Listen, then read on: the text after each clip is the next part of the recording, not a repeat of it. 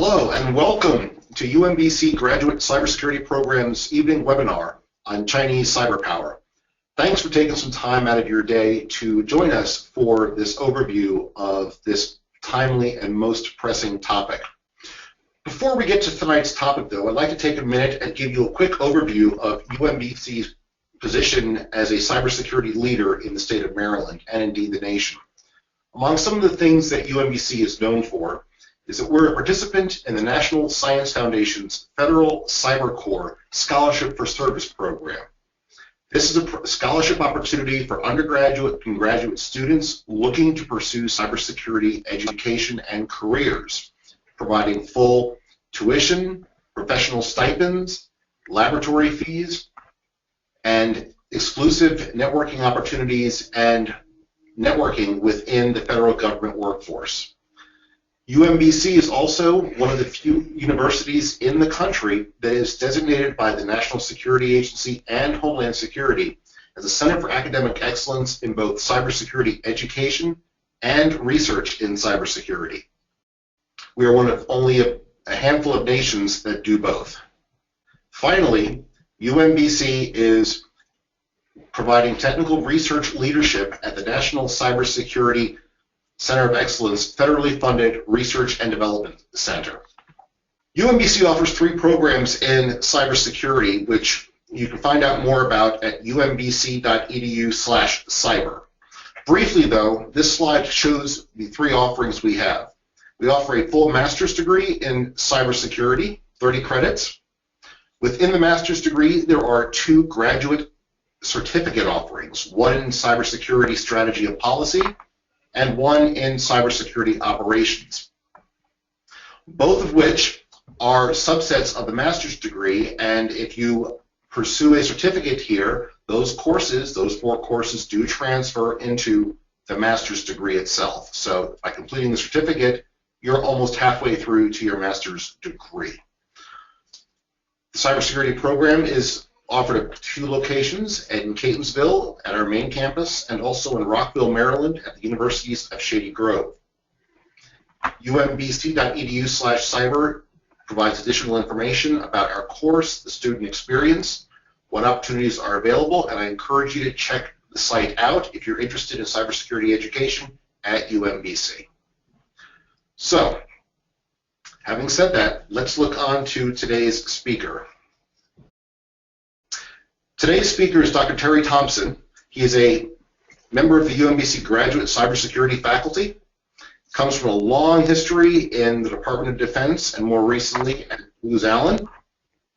His primary focus areas over the years include cybersecurity, cyber intelligence analysis, national cyber campaigns, signals intelligence, technical analysis, and national security. Dr. Thompson has been a member of the UMBC Graduate Cybersecurity faculty since 2012, and I will now turn the presentation over to him, and his slides will show up momentarily. Please wait. So Rick, can you hear me okay, and can you see my slides? Yeah, I see your slides, and I hear you okay. Okay, great. Thank you. And good evening, everyone. And thanks, Rick, for the introduction and the background. I'm really pleased that so many people took time out of their day to join us in this webinar tonight.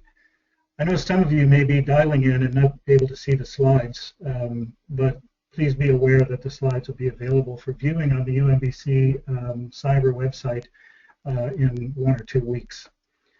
I think this is, as Rick says, is an extremely important topic, and one that it's time to start focusing more attention on, especially given some recent events like the agreement that the U.S. and China signed last month around the topic of ending cyber espionage for economic purposes. We'll talk more about that a little bit later, but I think it is a very important and timely topic, and again, thank you all for joining. A little over 18 months ago, Chinese Communist Party Secretary and President Xi Jinping assumed leadership of a new leading group, which is called the Leading Group on Internet Security and Informationization. And at that time, he announced the goal of making China a cyber power.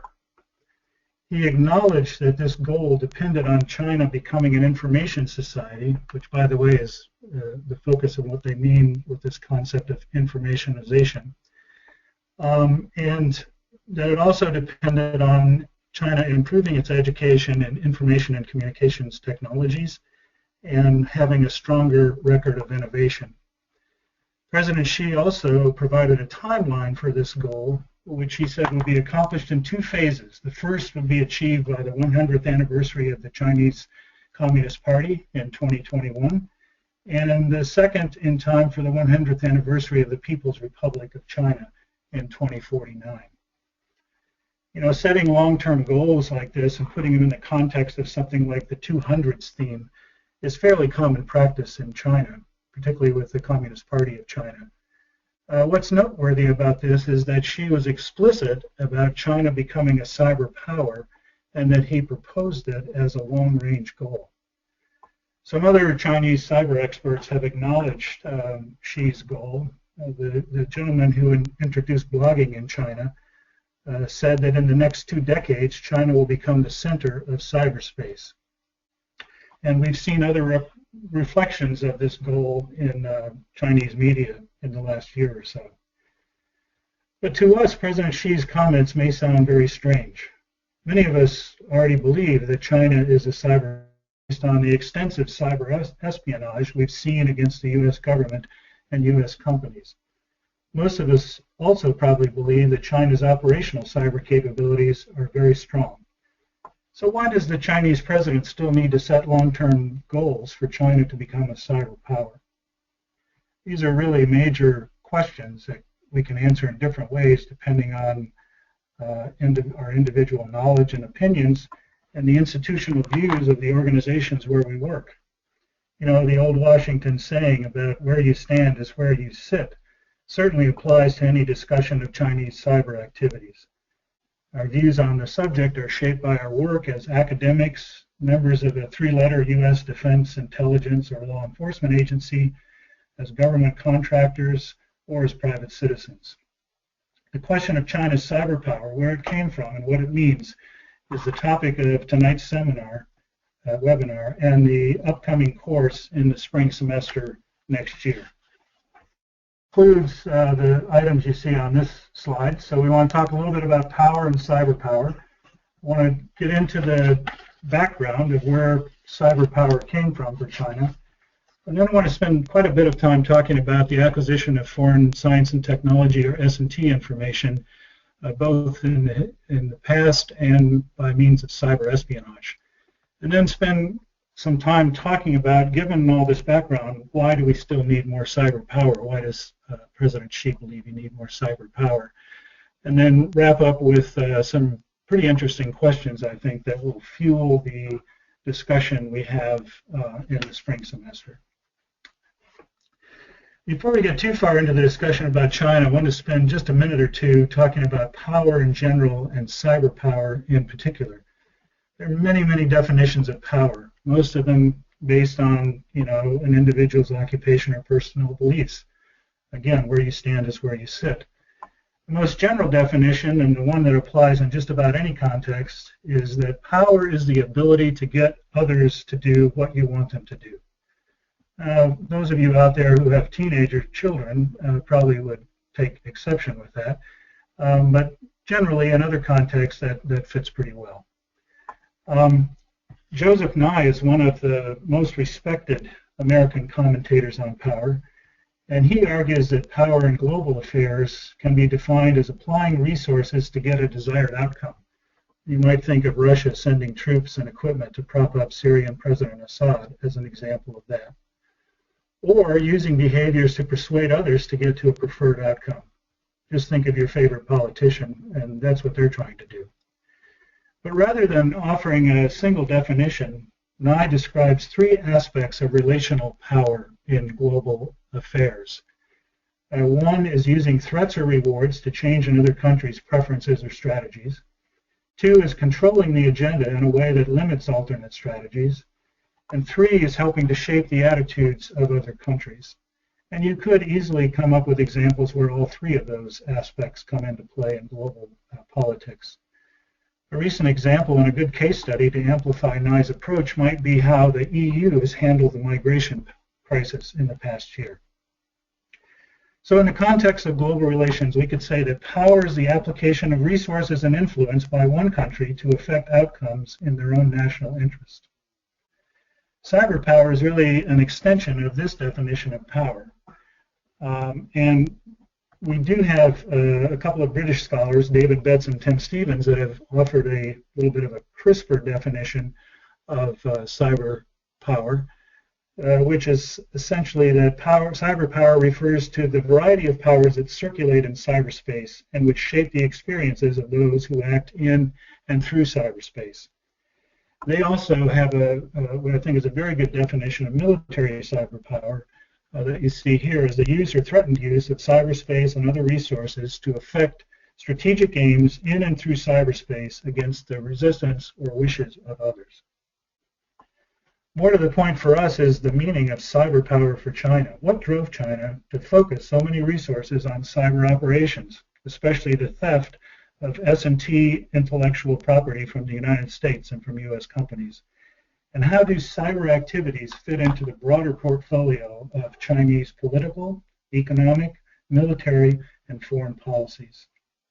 These are the questions that I'm going to address today and in more depth in the course next spring. I just want to offer one caveat, though, and that is the topic of Chinese cyber power is a huge subject. We can't possibly address all aspects of it in a one-hour webinar. So the focus today is going to really be on two aspects of Chinese cyber power.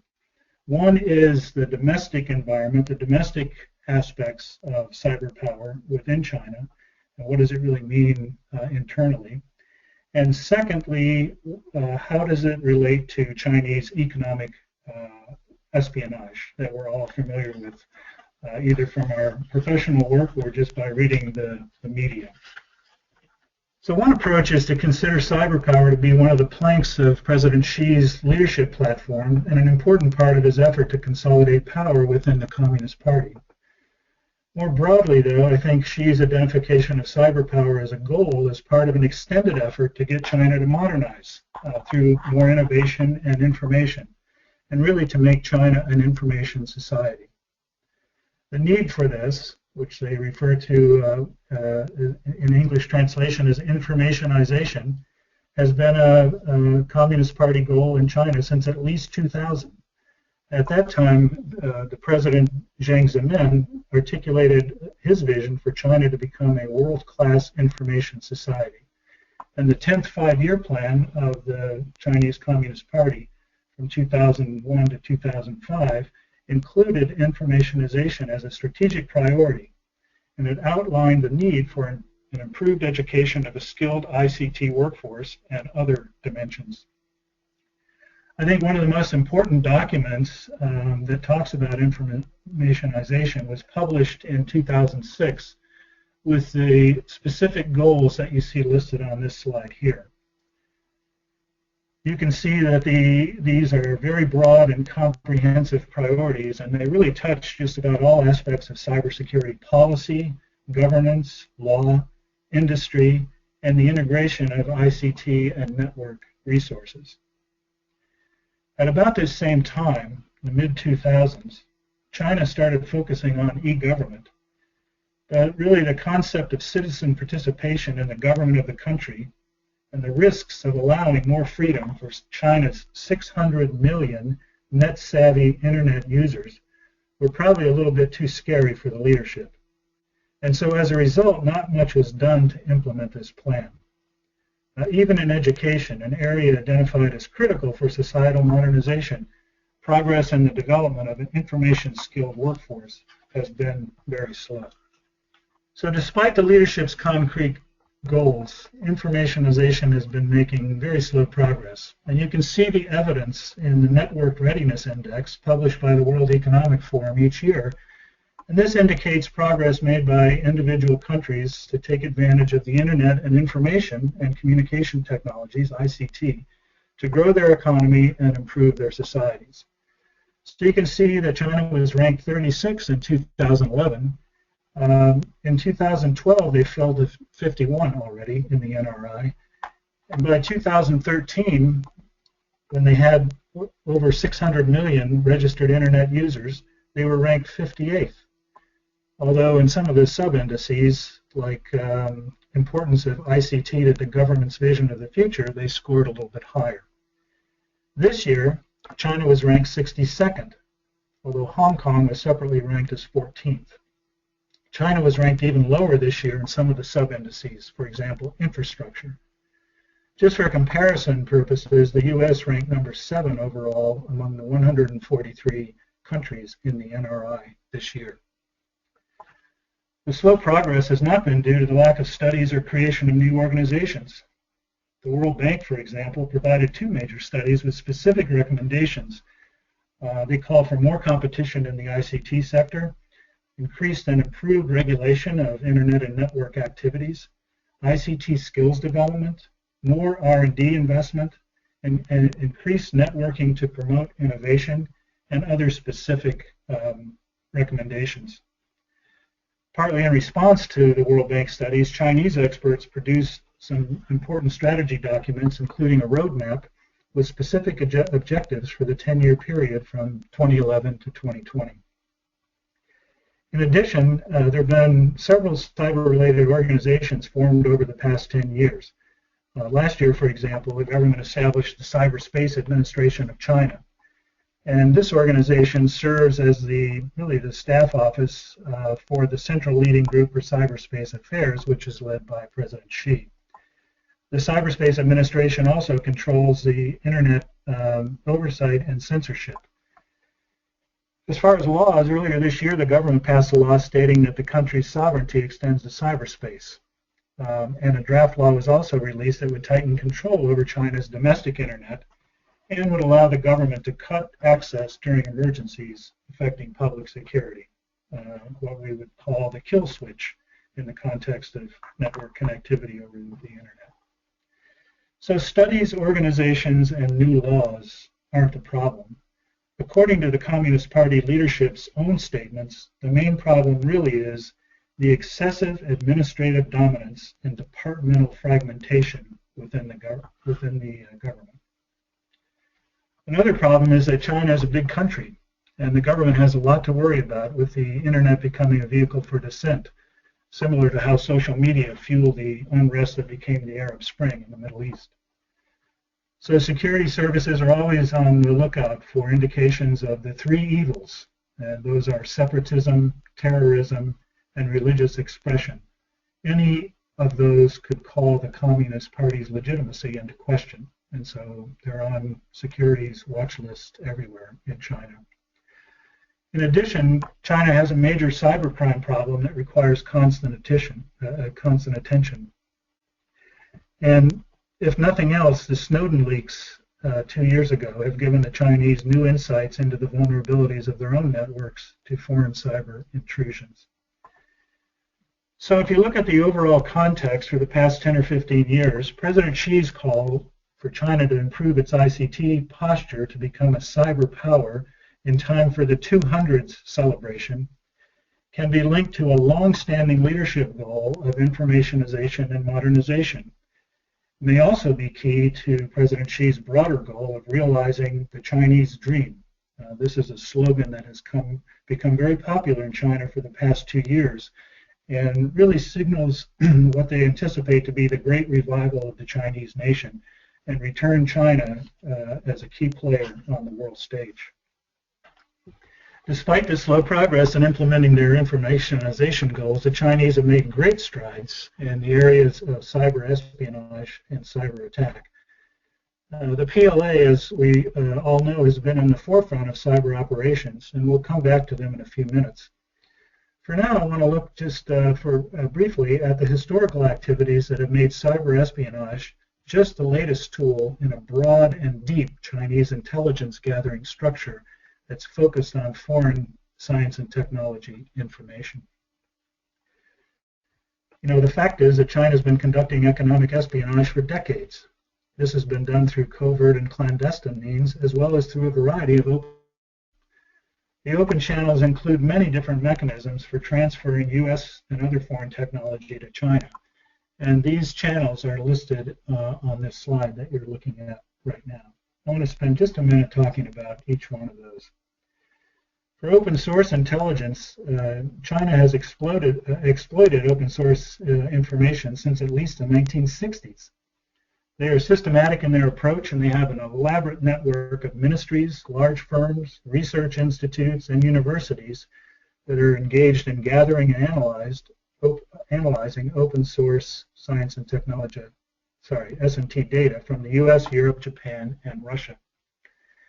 This is, just want to emphasize, this is a very sophisticated end-to-end system with multiple layers of redundancy. And they even have a commission that provides collection guidance for open source. An example of that would be a guide that came out in the early 90s that's entitled Sources and Methods for Obtaining National Defense Science and Technology Intelligence. Fairly clear what the purpose of that document is. And by the way, the information gathered from open sources is analyzed and cataloged by over 400 S&T intelligence institutes throughout China, employing more than 25,000 people. It's just staggering. Foreign R&D in China is the second open channel I want to talk about. And really, since China began to modernize in the late 1970s after Mao's death, Chinese government policy has encouraged multinational companies to establish R&D labs in China. Microsoft did that, Cisco did that, other companies. And most of the effort in these labs is focused on the D, in other words, the development and application of research into specific products. As recently as 2009, for example, over 80% of China's high-tech exports were developed by foreign companies in China using this approach. And you have to say this has been a mutually beneficial arrangement. Multinational companies have taken advantage of the opportunity to establish a foothold in China, and China has gotten a first-hand look into the kinds of research that major foreign companies do in areas that are important to China's modernization. Third on the list is the internal to China tech transfer organizations and research parks. So to ensure optimal use of foreign S&T information, China has built a large network of internal tech transfer organizations to short-circuit the R&D process for internal development. Some of these organizations are the ones you see on the slide here, including the Ministry of Science and Technology, or MOST, and they have collection offices at embassies and consulates in 45 countries. Among the collection activities these organizations engage in, including hosting and attending international conferences so they can get close to foreign S&T experts and people working in the field, especially in ICT. And one of the main functions of the S&T centers is to convert the information that they get into real products, again, consistent with China's overall modernization program. Fourth on the list is US-based technology transfer units. So China has offices in their overseas diplomatic missions to identify and engage with the local S&T community. CAST USA, for example, has 11 chapters in 30 states. Their mission is to establish cooperative relations with American corporations, enterprises, institutions, and organizations, and to create favorable conditions for Sino-American S&T information exchange.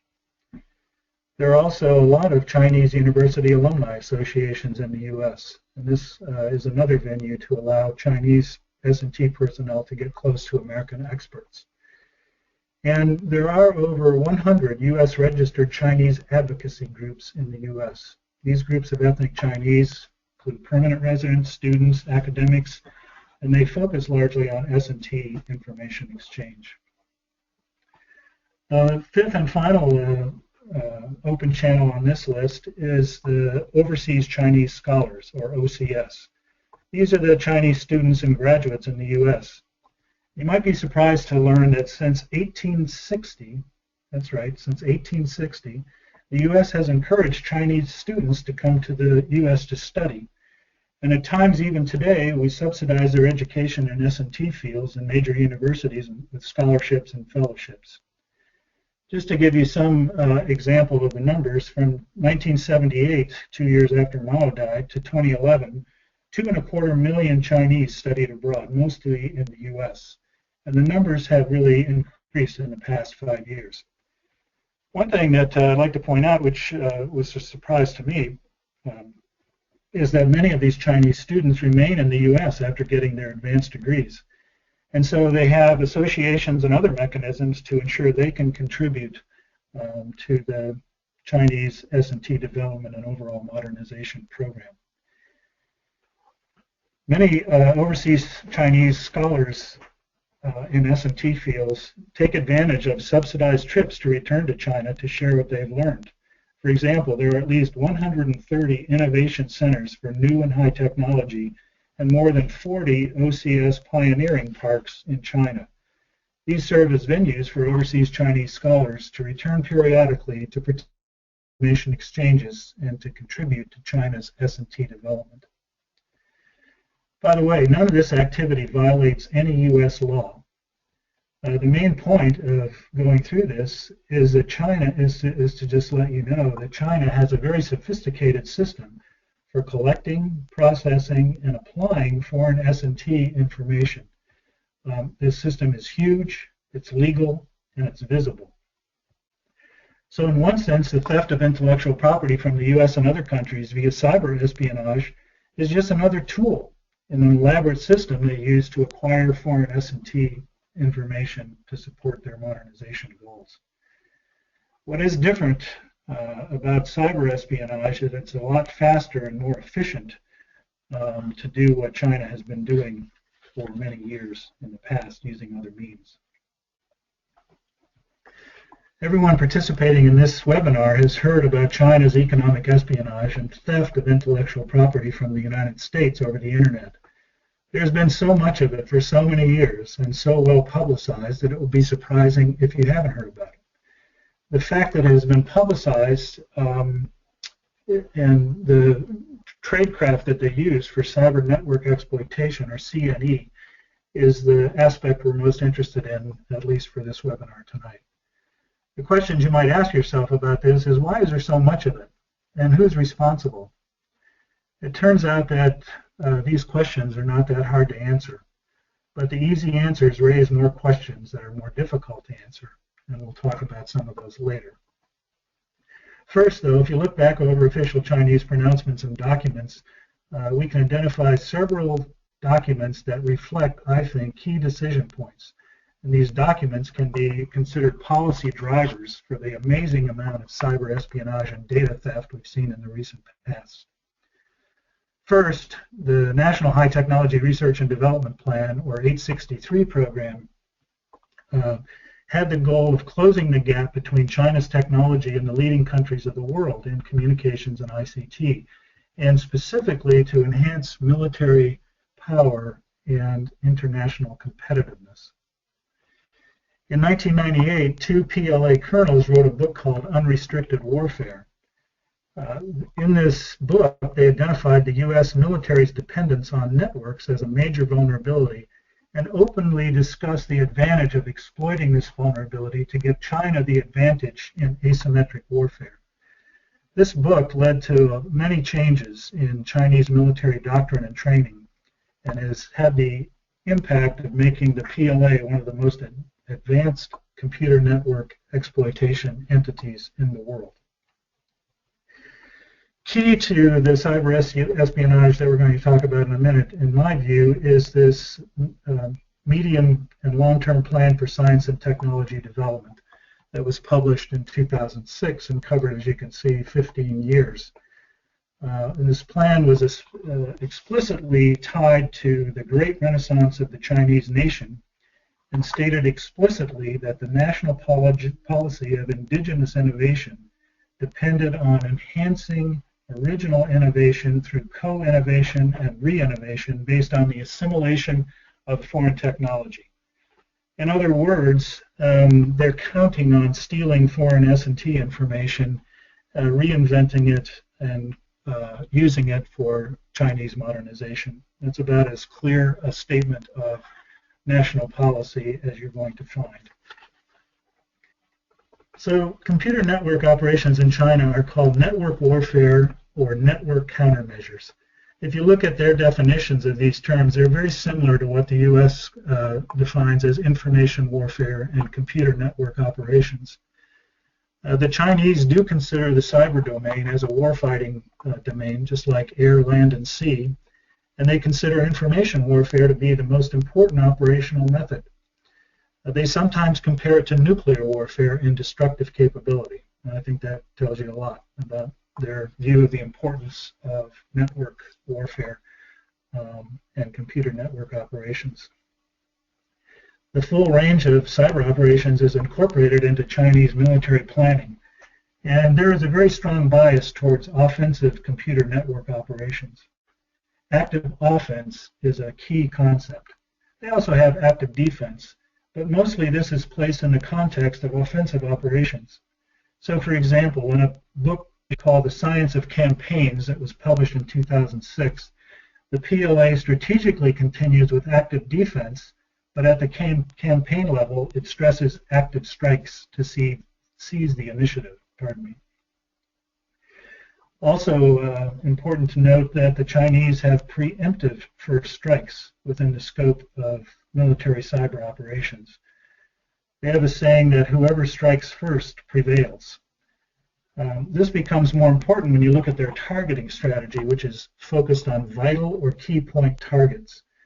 And if they can destroy or disable any of these targets through effective cyber attacks, they understand that will have a direct impact on the outcome of the campaign. In a little bit more detail, PLA doctrine describes three types of computer network operations. Those are the ones you see listed here. Computer network reconnaissance, which is mapping of networks, system vulnerabilities, looking for possible areas to implant malware for future attacks. Computer network strike and computer network defense. The one we're most interested in for this discussion is computer network strike, and particularly the area that's called computer network exploit, another way of saying CNE, which refers to compromising information networks to steal information or insert false information. And this is really what we want to focus on in this webinar. I think it's significant, by the way, that a computer network strike comes before computer network defense in this listing. Network defense is, however, gaining importance for the PLA as with the party leadership under President Xi. And Chinese media have reported over 140,000 attacks per month in 2012. And according to their statistics, over 60% of these attacks originated from US IP addresses. So defense also is becoming a lot more important in their planning and thinking. Chinese experts also write about cyber deterrence. In their view, though, the only way to really deter an enemy from attacking China's networks is to attack them back with cyber attacks, and even attack them first. So this is a different type of deterrence than we think about in the context of, say, nuclear war. But it's also true that this doctrine of deterrence in China, cyber deterrence, is still undergoing evaluation and development within the PLA. The PLA's General Staff Department is the main organization that manages computer network operations. And the PLA has given a lot of thought to the use of the internet and digital communications for military purposes. Information warfare has been in their doctrine now for more than 20 years. The intelligence and security agencies, particularly the Ministry of State Security and the Ministry of Public Safety, may also have operational cyber capabilities. MPS, in particular, is the focal point for China's internal network monitoring, and that's targeted against the three evils and any forms of internal dissent or challenges to party leadership. They have very effective tools, by the way, and they've exported their internal internet monitoring and filtering methods in the form of security products to other countries. Iran, for example, has something they call Halal Internet, and uses Chinese products for monitoring their internal internet communication traffic. So besides those agencies, you have hacktivist groups that operate either independently or as proxies for the PLA or security services. And there's also a cyber militia that consists of professionals in the ICT industry, and they serve as a type of reserve force for cyber defense. But the main player in cyber operations, particularly C&E operations, is the PLA General Staff Department. Within the General Staff, the third department, or 3PLA, is the primary mission element, an executive agent for computer network exploitation. It has a similar mission to the U.S. National Security Agency. It has a foreign intelligence mission and an information assurance mission. 3PLA has elements everywhere, in China and overseas. It also has an S&T Intelligence Bureau, which most likely is where mission direction comes from for China's overall foreign technology collection effort. 3PLA also houses the National Information Security and Engineering Technology Center, an Information Security Evaluation and Certification Center, and the Beijing North Computer Center, among many other research elements. Operational elements of 3PLA include the 12 bureaus you see depicted here. Each bureau is responsible either for a function, such as information security, like the first bureau, or a geographical target, like the second bureau is focused on the United States and Canada. These bureaus are located mostly in the eastern part of the country, but in fact there are some elements spread throughout China. In addition to these 3PLA units, each of China's 7 military regions has a Technical Reconnaissance Bureau, or a TRB. These units appear to have parallel missions to 3PLA, but instead of supporting the General Staff Department, they apparently support the military region where they are assigned. In addition to that, each military service, Army, Air Force, Navy, Marines, has one or more TRBs supporting service-specific requirements. So you can see it's quite a massive operational capability that the PLA has. The example on the slide there, APT-1, is the Unit 61398 that was called out in the Mandiant report in 2013. We'll talk about that in just a minute. There are other TRBs that have popped up in reporting recently. One called APT-30 targets Southeast Asia, and another one called Nikon APT, which I think is the second TRB, targets cyber infrastructures. And isn't it interesting that they call these units APTs, for Advanced Persistent Threat?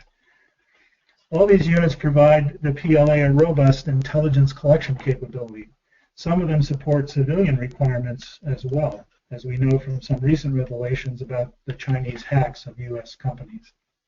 There have been so many economic espionage hacks attributed to the Chinese that we don't have time to list them all in this webinar. The best we can do really is to highlight a few of the more well-known hacks that have occurred in the past 10 years. Even a short list, however, will give us a sense of the broad focus and sophistication of Chinese cyber operations. So Titan Rain, back in 2005, targeted DoD, NASA, Lockheed Martin, Sandia Labs. They got a lot of the preliminary drawings for the F-35 fighter. And another one way I'm starting to look at Titan Rain is it may have been a proof of concept for a lot more operations that happened in the next 10 years, up to including this year. Some of the other ones you've probably read about, GhostNet 2009. This is a large undertaking, but one of the major focuses was computers supporting the Dalai Lama, a religious and political threat to the Chinese Party, Chinese Communist Party's legitimacy, and that was targeting computers and networks in more than 100 countries. You've probably all read about Operation Aurora in 2010. This was targeted against the U.S. defense industrial base, high-tech industry, and also companies in the financial and chemical sectors. Shady Rat was an intrusion set used against DoD and defense contractors, the UN, and the International Olympic Committee. And everyone's heard about the OPM attack earlier this year, which resulted in the theft of 22 million sensitive personnel files, including 5+ million sets of fingerprints in applications by U.S. citizens for U.S. government security clearances. The frequency and severity of all these hacks against the U.S. has led to many government reports naming China as the world's largest source of IP theft through cyber espionage on U.S. industry. And as I mentioned before, in one of the most detailed reports so far, in February 2 years ago, U.S. cybersecurity firm Mandiant, which is now part of FireEye, shocked the world, really, by revealing the extent of PLA cyber espionage against U.S. companies. Following the Mandiant report, the U.S. federal grand jury brought an indictment against 5 PLA officers from 3 PLA's Unit 61398 that participated and perpetrated these cyber espionage activities. The indictment is a new approach taken by the U.S. against PLA cyber espionage and data theft from U.S. companies. I want to just read this excerpt from the indictment because I think it summarizes the situation very well. From about 2006 to at least April 2014, members of the PLA conspired together to hack into computers of U.S. businesses in the Western District of Pennsylvania and elsewhere in the United States to maintain unauthorized access to these computers and to steal information from those entities that would be useful to their competitors in China, including state-owned enterprises. By the way, this is a huge indictment. It's 48 pages long with attachments, including the pictures of the 5 PLA officers you see on this slide. So the Mandiant report and the U.S. federal indictment have positively identified the PLA as the source of most of these hacks. And these documents contain a surprising amount of supporting technical details.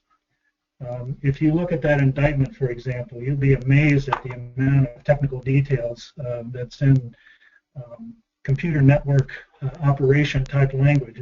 It's not legal at all in the sense that you might think of it. It's very straightforward, very detailed, and very descriptive. An interesting observation that I would make, and I think links what the PLA has been doing through cyber espionage to the domestic policies and goals of economic modernization, is the fact that 35 of 37 publicly documented cyber espionage operations have been conducted since publication of the 2006 plan for high-tech development. Is that a coincidence? I think not. Okay, so what about Xi Jinping's long-range goal of making China a cyber power? Given this background and all the existing operational capabilities, why do they need more cyber power? Maybe we can look at his comments in several different ways. One, that cyber power is a plank in his leadership consolidation platform, and that he's using cyber power in conjunction with his anti-corruption campaign to strengthen his overall position. Or two, that he is sincere in leveraging ICT to enhance China's global status as part of the overall Chinese dream of restoring China's greatness through more rapid economic modernization. Or three, that he intends to integrate more fully the development and implementation of policies, regulations, and laws, and end the fragmentation of the government's cyber policy bureaucracy. And this has been identified by Chinese leaders as a major obstacle preventing more rapid modernization for many years. Or four, that Xi is acknowledging the importance of ICT and Internet to the future and expressing his desire to have China recognized internationally as a leader in cybersecurity.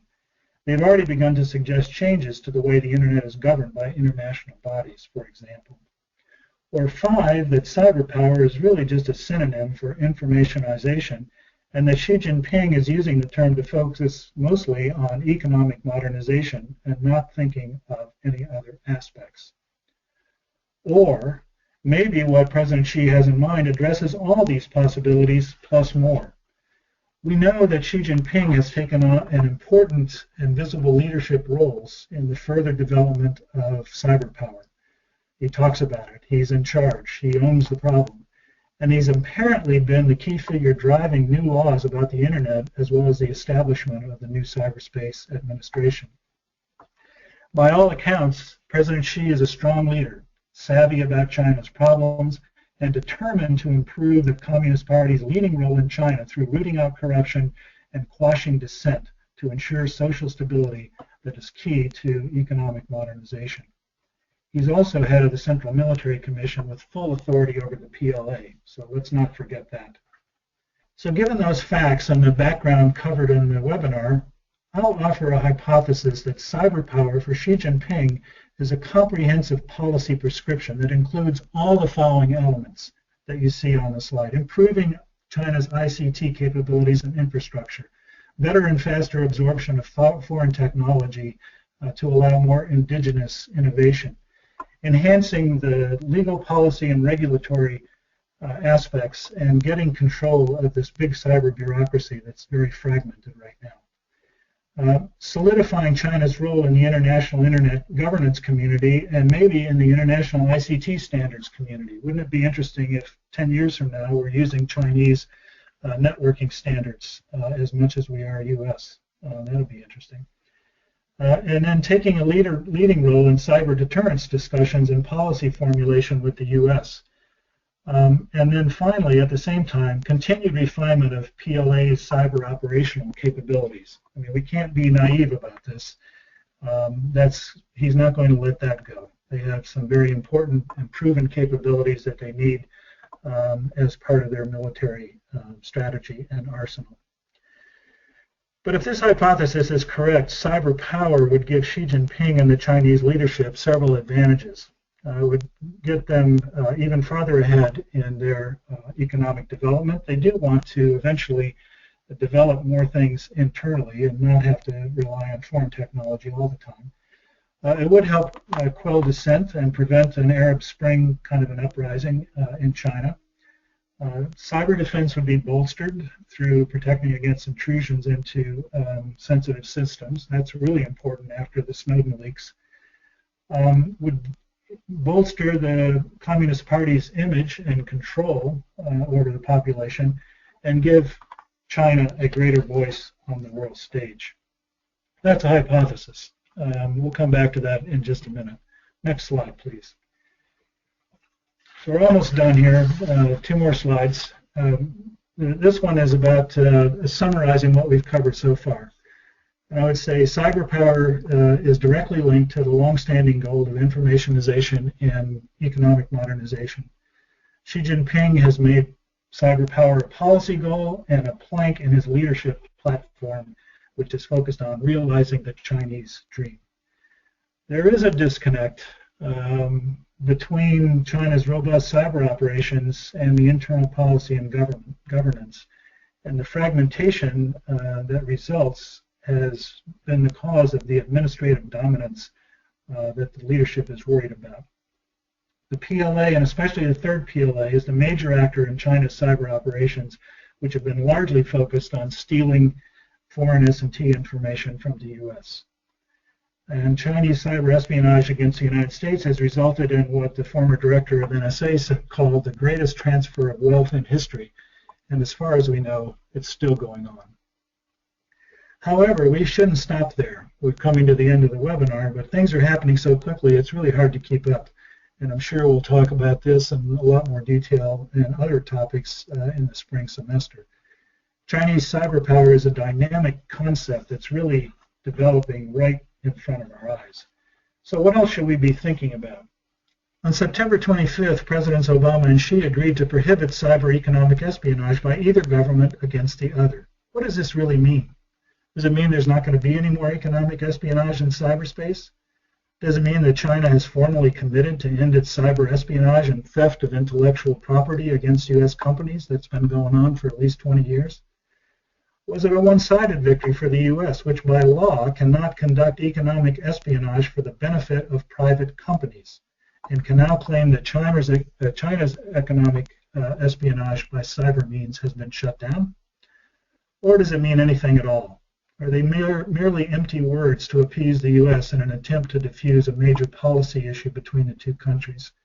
There is some evidence for this. You may have seen the news reports, for example, last week. The firm CrowdStrike reported that some Chinese elements are continuing cyber espionage operations against U.S. technology and pharmaceutical companies. So maybe it doesn't mean anything. And by the way, the Chinese don't like the indictment of 5 of their PLA officers. What are they going to do about that? Clearly, there is a disconnect between the various parts of the Chinese government and perhaps within the party itself. Modernization through use of the internet is moving slowly with fits and starts, while cyber espionage and hacking have become a routine part of China's military arsenal. Will Xi Jinping be able to change this? What new actions will China take in international forums like the UN to gain broader recognition as a more complete cyber power?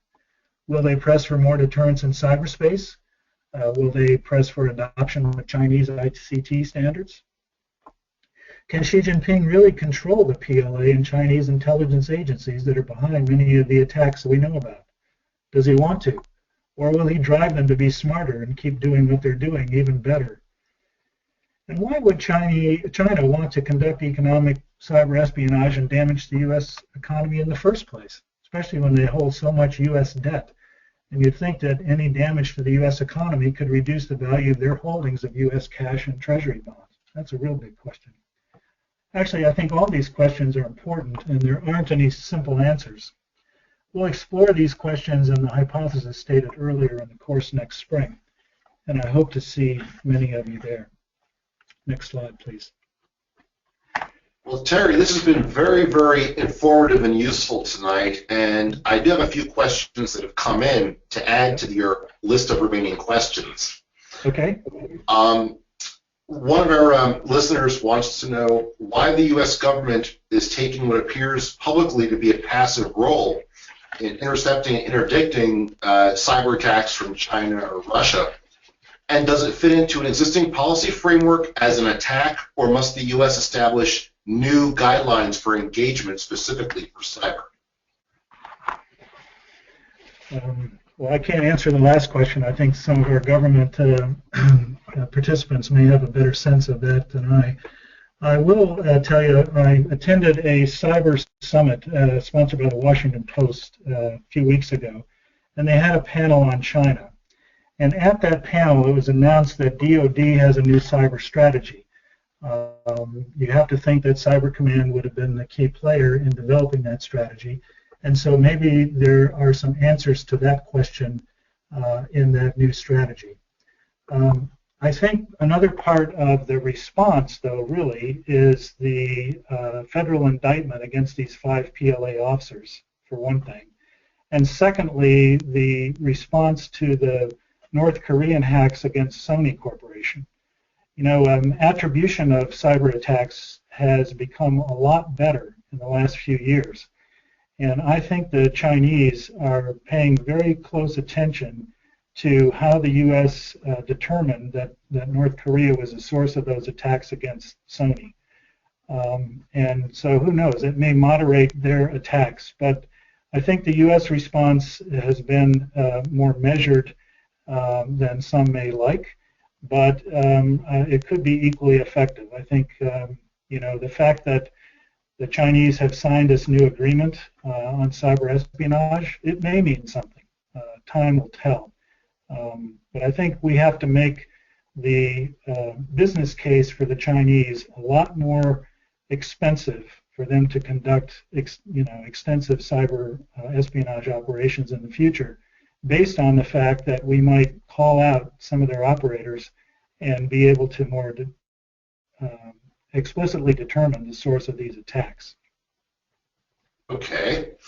Another question came in. I just received notification from OPM today saying that my complete security dossier was now compromised. Would you be able to discuss the implications of Chinese efforts to co-opt key industry or government leaders in light of this breach? Yeah, well, look, I have a kind of a probably off-the-wall or a little bit outlier view of that whole operation. I think that probably was not authorized at the highest levels. I think it was done by somebody who was, exceeding their mandate a little bit. I mean, if you put yourselves in the shoes of China's leadership, why would you want to take the risk of stealing all that sensitive government information? What are you going to do with it? I mean, maybe you can find a few, ethnic Chinese or Chinese Americans in those files, and you can recruit them as agents. But for the rest of the 22 million files, I don't see much opportunity for recruiting, spies for China, if that's one of the main concerns. So, I may be totally wrong about that, but I tend not to worry too much about it, and would advise others not to worry too much about it. I mean, you have to do the right things in terms of identity protection and so forth, but I can't imagine what the Chinese are going to do with that information other than try to recruit some Chinese Americans that they find in the files. Okay, another question. Regarding the index ratings that you mentioned on slide 5, who conducted those ratings? Who developed that methodology, and are they prone to bias? Do you know? They are published every year by the World Economic Forum in something called a Global Technology Report, and that's easy to find online. And you can drill down and find the evaluation criteria that they use. They use 8 or 10 very specific criteria for each country. It's things like infrastructure, it's things like policy regulations, it's things like government policy, a lot of different determined R&D investment. They use a lot of factors to come up with those ratings. And the ratings are have some value in and of themselves, but what I think is more significant is the relative ratings of individual countries to the other ones. So, for example, China keeps falling down the list. Why is that? That raises more questions than it answers. But I think the methodology that the World Economic Forum uses is sound and has been, accepted throughout the world in terms of ICT technology rankings. Speaking of ICT technologies, many companies, government groups and universities use technology that may have been made in China or be produced by Chinese companies. In the past, the U.S. government has issued warnings advising or directing agencies not to use certain products that were deemed to be insecure or less than trustworthy. What are your thoughts on universities and companies using technologies that come from China in light of what you talked about tonight? Yeah, interesting question. So, as a former senior official in the U.S. government, I have to say buy U.S. Whenever possible. But there is this important economic concept called globalization. And we all know that, you can go down to the corner store and buy a Lenovo computer made in China, or buy an American computer with components made in China. It's just really hard to make a blanket determination that you shouldn't, buy any Chinese products, because it's just almost impossible. If you're not buying the product, you're buying a component that was made in China. So I think really the best approach there is a layered defense, with network security, with antivirus protection, with different procedures and practices that you put in place to make sure that there's no malware in your system, that there's no beaconing signals going out to indicate you've got a problem, and so forth. I think it's more about whatever products you use on whatever network you're on, you have to employ good cyber defense, no matter where the equipment was made. That's very sound advice. Okay, and I think this will be the last question, and I can take a stab at answering this as well. The question is, would you recommend any additional readings or books on this topic, along with your critical comments on your recommendations? Speaking as a program director, my advice would be, well, sign up for Terry's course in the springtime, and you'll get all the readings that will be relevant. But do you have any specific recommendations for those that would be interested in learning more about this topic who may not be students or able to take your course? Rick, thanks. I think if you're still controlling my slides, if you fast forward to the very last slide, there's a select bibliography that I included in the briefing. And there it is. And this will be available to you when the webinar is posted online, as we said earlier. There's a lot, and what's interesting about this list is that most of the publications have been in the last 2 or 3 years. So there's starting to be a lot of information that's made available, and I think we're going to find more and more of that as the time goes on. But UMBC is a research university, so in spring semester we'll all be doing a lot of research on this topic. Okay. Well, Dr. Thompson, thank you very much for your time this evening. The questions have been quite engaging, and I think this is a very timely and useful topic for not just the university and the folks in this area, but the internet community generally. To the viewers and attendees, thank you for listening and participating tonight. So on behalf of Dr. Thompson and the entire UMBC community, thank you very much for your attention and have a great evening.